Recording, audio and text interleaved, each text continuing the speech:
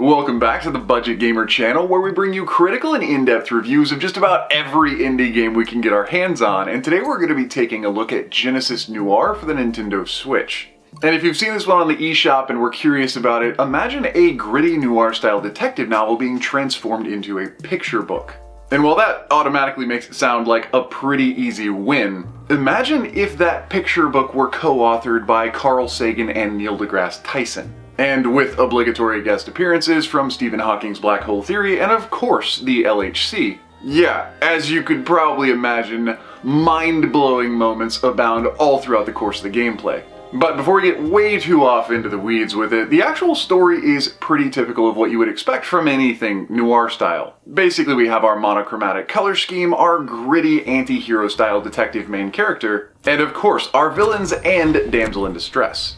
Now, one of the interesting things about this game in particular is that it's not really a whodunit detective mystery because we walk in the door knowing exactly who is about to kill whom. But where it gets really crazy narrative-wise is the fact that we have essentially paused time and spend the entire course of the gameplay trying to figure out how to prevent, or maybe undo, the impending murder of Miss Mass, the game's femme fatale. And so maybe in a fit of absolute lunacy or absolute genius, the game goes all the way back to the dawn of the universe, dropping the player into quantum theory, as well as a little bit of evolutionary biology, and probably sets the widest premise of a narrative that I have ever encountered outside of, I don't know, the Bible. But thankfully, as one will take you probably the rest of your life to read from cover to cover, this game, Genesis Noir, only takes about 4 to 5 hours from start to finish. And as you might expect from certain more narrative-focused games, the general gameplay mechanics are really simple. You'll pretty much, kind of like in the vein of a walking sim, just have to handle the character progression from left to right, along with a moderate sprinkling of exploration and a few puzzles thrown in.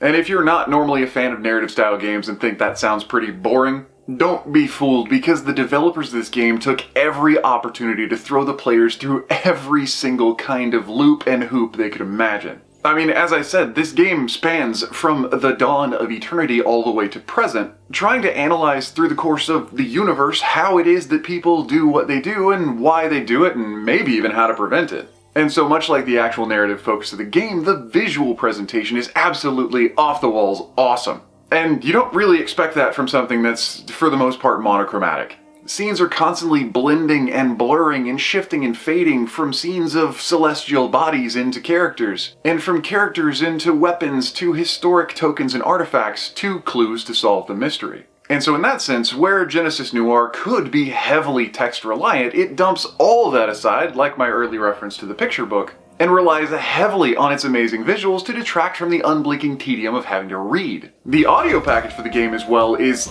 it is beyond critique. Sights and sounds are used to tell the story. And with detective themes set in probably the early 20s to late 40s, you can imagine that every single nuance of the audio soundtrack is actually working together to compose this kind of swing or even jazz theme.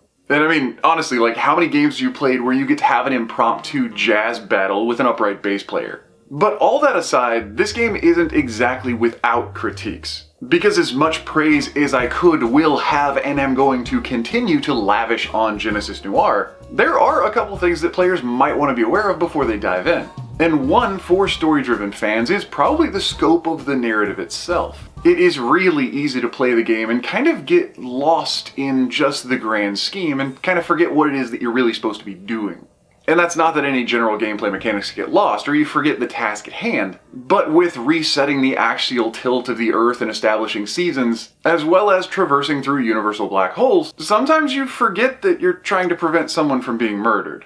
Because I guess something about maybe setting the world's evolutionary scheme into action at the dawn of time just kind of makes it seem a little trivial. But that being said, it's a heck of a ride and I enjoyed it the entire time. That's just something to note.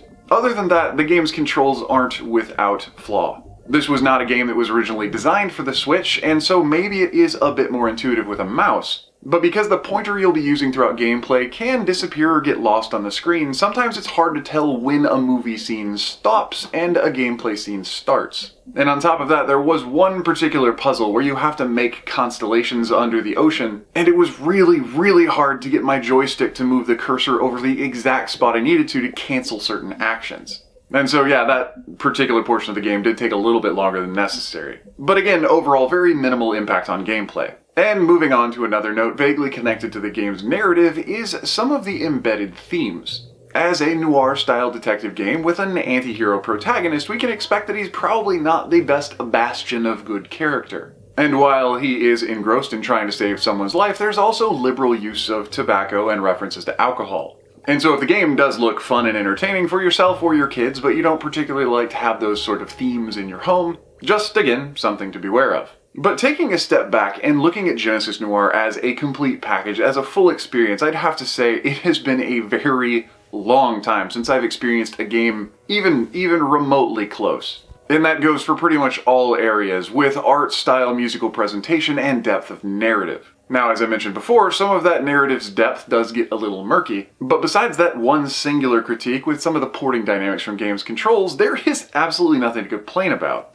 And yes, if you're wondering, this is a game that I did spend my own hard-earned money on. I did not get a game code for free, so no, I'm not abashed in my critiques. And so for about $10 or so on sale for a solid 5 hours of gameplay for a completely novel gaming experience, I'd have to say it's totally worth it. But that being said, if you're more of an action-adventure style gamer, this might seem a little bit benign, because it is much more focused on the experience of the narrative than any sort of action. But anyway, that does about wrap up the review of Genesis Noir, now on the Nintendo Switch. So if you enjoyed the review, or especially if you found it helpful, feel free to throw us a comment or a like to show your support, and don't forget to click that little bell icon when you subscribe to stay updated with the latest content. There are new and unique indie games coming out literally every single day, and even though we can only cover about 2 a week, the Budget Gamer channel is one of the only channels out there that does exclusively cover smaller indie titles. So chances are, whether it's an easy hard pass or an absolutely unforgettable gem, if it's on the Switch, you're probably going to find out about it right here. But anyway, this has been the Budget Gamers. As always, thanks for watching.